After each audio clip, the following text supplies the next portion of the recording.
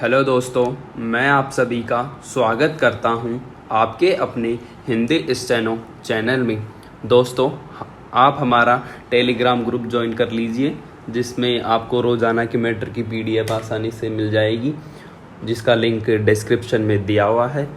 तो अब dictation start करते हैं। डिक्टेशन स्टार्ट होगी 5 सेकंड बाद। स्टार्ट।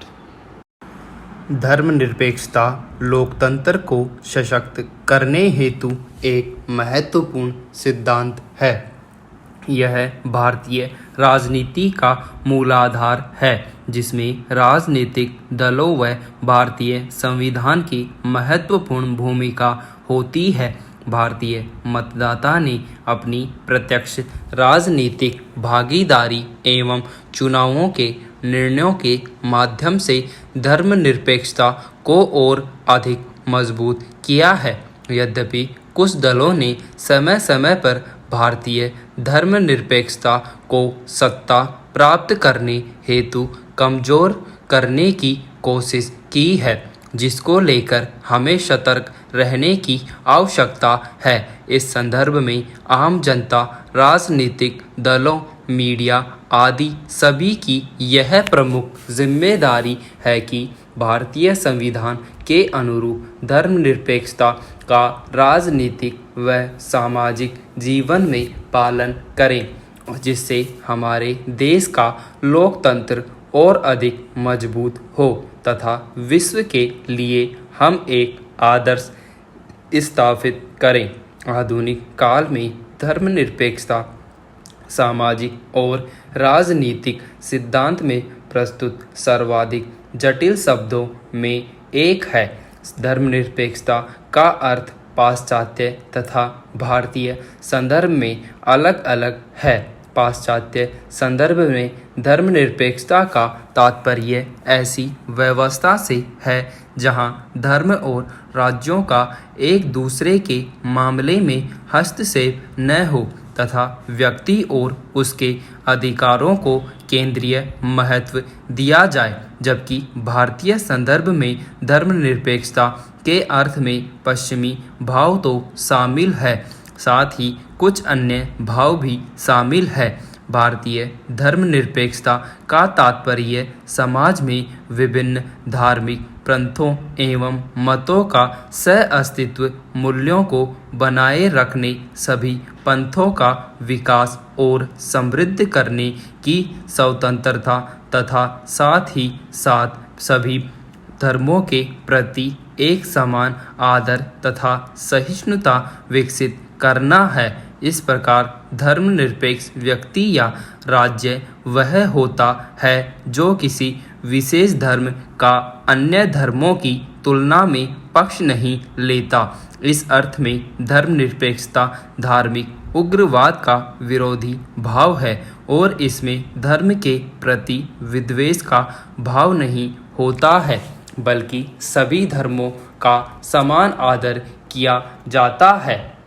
भारतीय संविधान निर्माताओं ने राष्ट्रीय आंदोलन के इतिहास से शिक्षा लेते हुए धर्मनिरपेक्षता को महत्व दिया।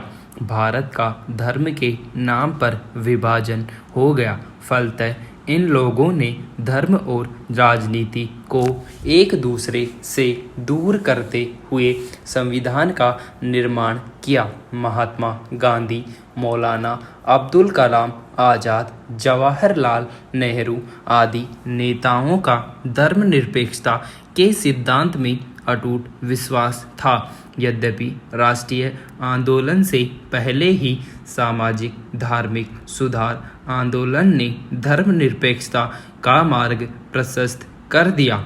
भारत में लोकतांत्रिक शासन प्रणाली अपनाई गई है, जिसके अंतर्गत व्यक्ति को समानता, स्वतंत्रता व न्याय जैसे मानवाधिकार प्राप्त हुए हैं। इन अधिकारों में धार्मिक स्वतंत्रता महत्वपूर्ण है, क्योंकि इसके अभाव में राज्य में समानता व धर्मनिरपेक्षता की स्थापना नहीं की जा सकती। भारत की सबसे बड़ी पहचान विविधता है और इसी विविधता के कारण हमारे यहाँ एकता विद्यमान है। अतः विविधता में एकता को बनाए रखने के लिए धर्मनिरपेक्षता जरूरी है। भारत में रहने वाले अल्पसंख्यक वर्ग के लोग इसी देश के नागरिक हैं। इन अल्पसंख्यकों को विश्वास दिलाने एवं इनकी रक्षा करने हेतु धर्मनिरपेक्षता का मार्ग अपनाने की आवश्यकता है।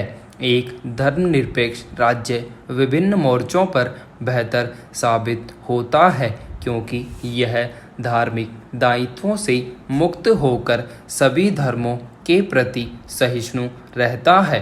भारत आज निरंतर विकास कर रहा है और एक वैश्विक महाशक्ति बनने के मार्ग में है। ऐसे में विश्व के समक्ष धर्मनिरपेक्षता का आदर्श स्थापित करने की आवश्यकता है। भारतीय संविधान में धर्मनिरपेक्षता शब्द का उल्लेख नहीं किया गया है, लेकिन संविधान में कई ऐसे अनुच्छेद हैं जो भारत को एक धर्मनिरपेक्ष राज्य बनाते हैं। भारतीय संविधान की प्रस्तावना में 42वें संविधान संशोधनों के अंतर्गत पंथ निरपेक्ष शब्द जोड़ा गया। इससे तात्पर्य यह है कि राज्य सभी मतों की समान रूप से रक्षा करेगा और स्वयं किसी भी मत को राज्य के धर्म के रूप में नहीं मानेगा।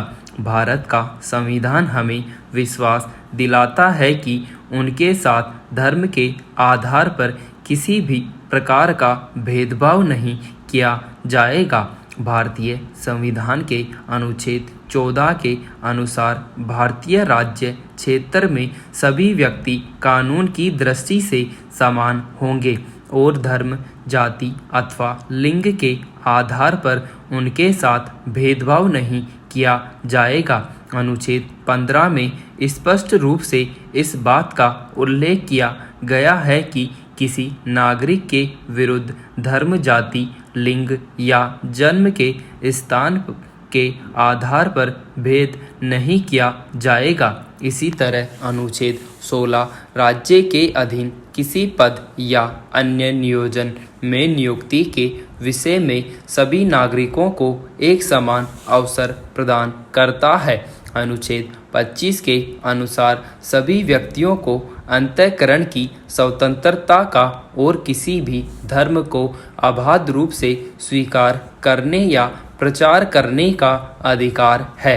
अनुच्छेद 26 धार्मिक संस्थाओं की स्थापना का अधिकार देता है। अनुच्छेद 27 के अनुसार किसी भी व्यक्ति को किसी विशिष्ट धर्म की अभिवृद्धि अथवा पोषण में किए गए खर्च के लिए किसी भी प्रकार का कोई कर देने के लिए विवश नहीं किया जाएगा। साथ ही संविधान किसी विशेष धर्म पर किए जाने वाले व्यय को कर से मुक्त करता है।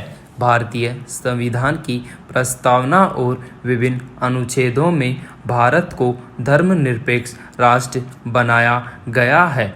हमारे संविधान निर्माताओं ने भी धर्मनिरपेक्षता के आदर्श को स्थापित करने के प्रयास किए तथा एक ऐसे लोकतांत्रिक राज्य की कल्पना की जिसमें किसी धर्म को स्थान नहीं दिया गया। उन्होंने ऐसी राजनीति का समर्थन किया जो धार्मिक सहिष्णुता व धर्मनिरपेक्षता पर आधारित हो। वस्तुतः भारतीय राजनीति में प्रारंभ से ही धर्मनिरपेक्षता को प्रमुखता दी गई। यही कारण है कि आज भी हमारी एकता कायम है।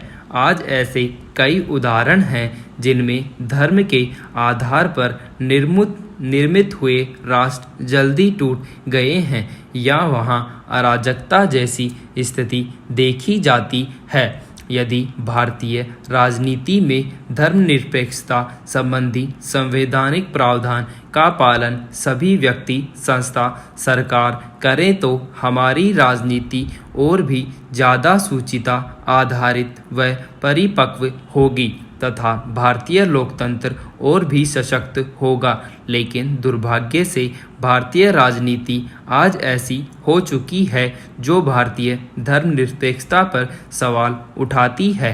इस संदर्भ में 1984 का दंगा, बाबरी मस्जिद का ध्वंस, वर्ष 1992-93 का मुंबई दंगा, गोधरा ट्रेन में आग और गुजरात दंगा, 2020 का दिल्ली दंगा व्यापक प्रभावकारी पाया गया।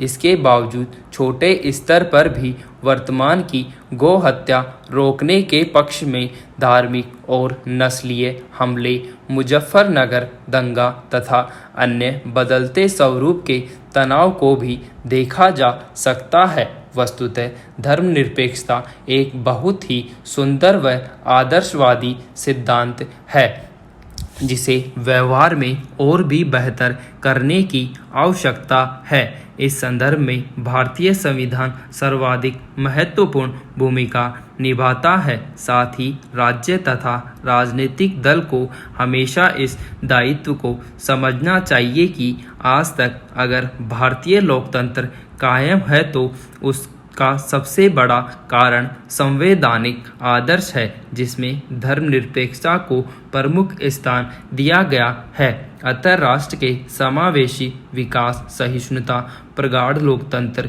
इत्यादि की स्थापना हेतु इन संवैधानिक आदर्शों का पालन करते हुए ही राजनीति करनी चाहिए। विराम।